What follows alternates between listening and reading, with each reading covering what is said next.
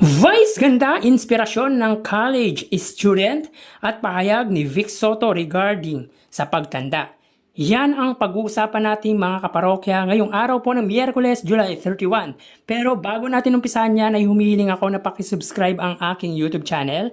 Pakiclick ang bell icon para una kayong manotify sa mga bagong video na ilalabas ko. At pakidamay nyo na din na i-follow ang aking Facebook page na Mega TV at ang aking TikTok account na Kaparokya TV. Maraming salamat! So, kamusta kayo mga kaparokya? Ako si Mervin at pag-uusapan na naman natin ang mga noontime show at noontime show host at marami pang iba. Umpisa natin sa online views ng Family Feud at ng Will to Win. Last episode nito kahapon July 30. So as of 6:10 PM ang Will to Win ay may 2.8 thousand views at ang Family Feud ay may 2.3 thousand views. Sa main channel naman nila sa YouTube as of 6:11 PM ang Will to Win ay may 4.4 thousand views at ang Family Feud ay may 15,000 live viewers. So dominated naman po ni Willie Revillame ang Facebook, ngunit sa YouTube naman po ay ang Family Feud.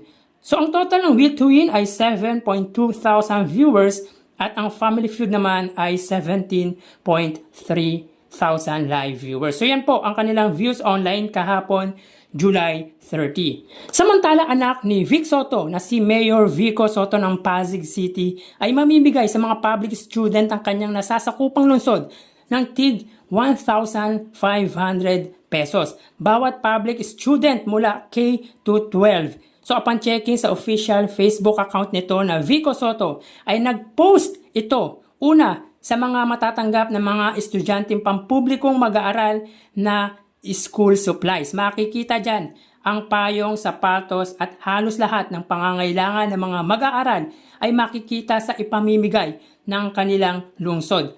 At yung ikalawa ay yung matatanggap ng mga K-12 student na 1,500 kada student. So talagang umaagos ang pag-asa sa Pasig. Kaya mapapasana all ka mga kaparokya. Anyway, ganyan ang mangyayari kapag hindi corrupt ang namumuno sa inyong lugar. Mga imposible ay ginagawang posible ni Mayor Vico Soto.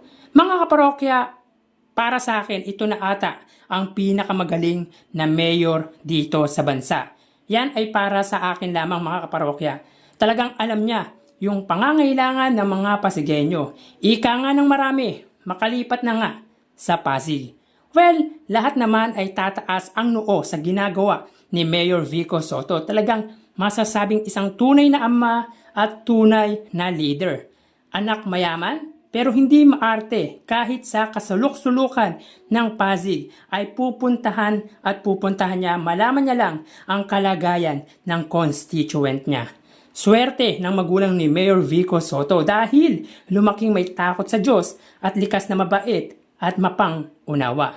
Anyway, according sa post ni Mayor Vico Soto, 140,000 K-12 student ay tatanggap ng 1,500. Meaning, 210 million ang budget nila para dito. Grabe, nakakainggit talaga at nakakalula yung perang ipamimigay ng lungsod ng Pasig. Anyway, mga taxpayer naman to mga kaparokya galing sa kaban ng kanilang lungsod. Kaya hindi na nakapanghihinayang na ibigay sa mga karapat-dapat na student ng lungsod ng Pasig. Kasi wala pa, mga kaparokya, wala pa sa hinagap ko na may nagbigay ng ganyang pera sa mga estudyante mula sa kanilang lungsod, kundi ang Pasig City lamang. Disclaimer lang mga kaparokya, ang ibibigay po ay para sa pamasahe ng mga estudyante, hindi po para kung saan. Tulong po yan para sa estudyante, hindi para kung saan lang ilagay. Pero enjoy natin yung ganyang chance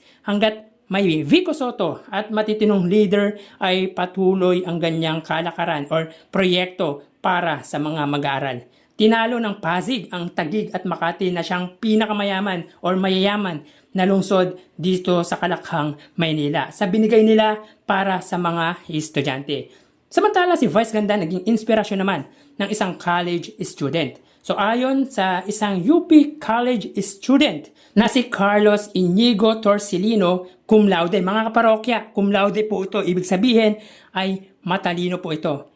Sabi niya, Meme Vice Ganda, hindi mo man makita itong tweet ko pero tinuruan mo ang Becky na to na pwedeng mangarap ng matayog at abutin ito sa kabila ng kalupitan ng buhay. Mahal na mahal kita.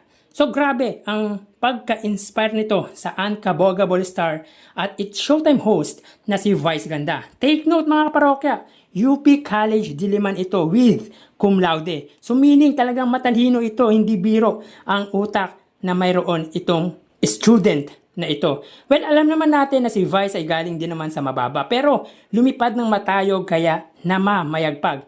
Kaya walang imposible dahil pinaghirapan, pinagsumikapan, pinagtrabahuan ni Vice Ganda kung ano man ang meron siya ngayon.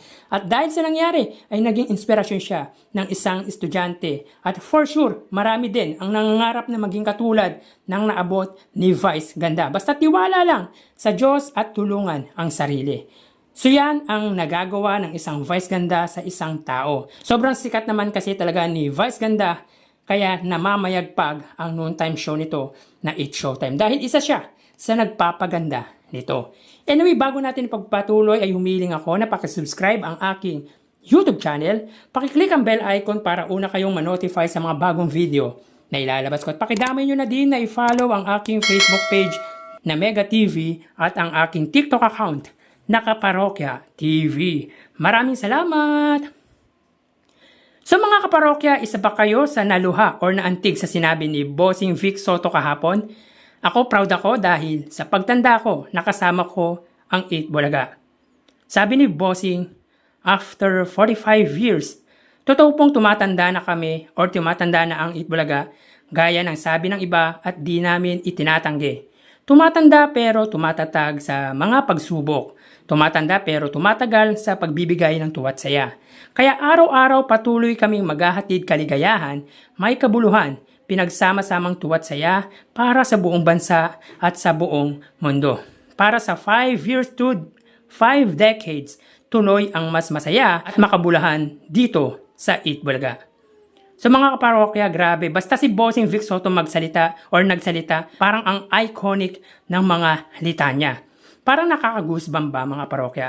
Si Vice Ganda ganyan din kung magsalita pero iba yung way ni Bossing Vic Soto. Pang tatay or pang papa, daddy, or isang leader yung datingan ng way kung mag-deliver ng message. Pero sa lahat ng nagsasabing matanda na ang legendary trio, okay lang, aminado naman sila. Kapag tumatanda ang show, tumatanda talaga ang tao. Dinala nila yan ng 45 years kaya talagang tatanda tayo. No offense sa It's Showtime pero what if umabot sila ng tulad ng 8 Bulaga? Ganun din naman ang sasabihin ng marami. Matanda na, pahinga na, ibigay na sa iba, boring na. Parehas lang yung sasabihin nila if ever umabot din ang It's Showtime ng 45 years. Yung mga nagsasabing tumatanda na ang 8 Bulaga, yun ay yung mga taong hindi sumusubaybay ng totoo sa longest running noontime show na 8 Bulaga. Malalakas pa ang TVJ at gusto pang tumulong at magpasaya. Kaya sa lahat ng nagsasabing matanda na ang TVJ, tatanda din kayo, tatanda ka din. Pero hindi mo maaabot ang naabot ng legendary trio. So mag-ingat po tayo. Thank you and God bless.